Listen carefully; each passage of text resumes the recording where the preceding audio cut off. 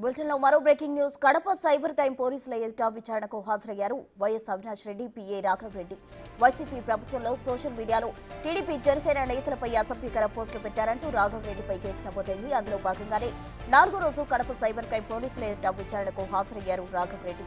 ఈ నెల 12 వరకు రాఘవ్ రెడ్డిపై ఎలాంటి కఠిన చర్యలు తీసుకోవద్దన్న హైకోర్టు ఉత్తర్వులు పూర్తయ్యాయి. దీంతో రాఘవ్ రెడ్డిని పోలీసులు అదుపులోకి తీసుకుంటారా లేదా అన్న ఉత్కంఠ కడప జిల్లాలో నెలకొంది. మరోవైపు రాఘవ్ రెడ్డి 4వ రోజు విచారణలో సైబర్ క్రైమ్ పోలీసుల ముందు జిల్లాలోని వైసీపీ ప్రముఖ నేతల పేర్లు వెల్లడించినట్టు తెలుస్తోంది. దీంతో జిల్లాలోని వైసీపీ నేతల గుండెల్లో రైళ్లు పరిగెడుతున్నాయి.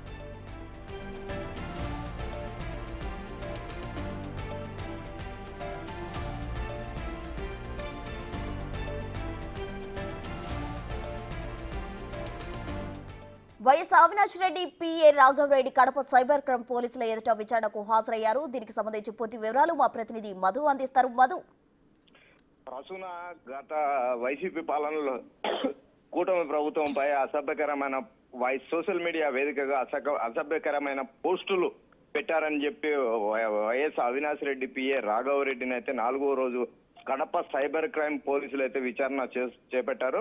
అయితే విచారణలో దాదాపు కడప జిల్లాలో కొంతమంది ప్రముఖులు వైసీపీ నేతల పేర్లు అయితే వెల్లడించినట్లయితే సమాచారం అందుతుంది. అయితే ఈ సమాచారం మేరకు వైసీపీ ఆఫీసు నుంచి సోషల్ మీడియాలో ఇట్లా అసభ్యకరమైన పోస్టులు పెట్టాలని చెప్పి ఆదేశాలు తమకు అందినట్లు కూడా రాఘవరెడ్డి విచారణలో వెల్లడించినట్లయితే తెలుస్తుంది. అయితే ఈ అన్నిటి కారణానికి వైఎస్ అవినాష్ రెడ్డి ఆ పార్టీ ఆఫీస్ కార్యాలయం నుంచే తనకు ఆదేశాలు జారీ చేసినట్లయితే ఆ విచారణలో వెల్లడించినట్లయితే తెలుస్తుంది.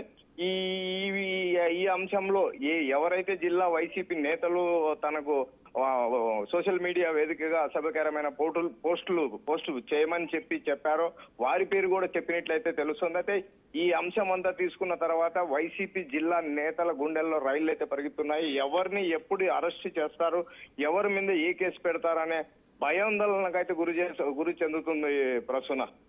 Thank you Madhu.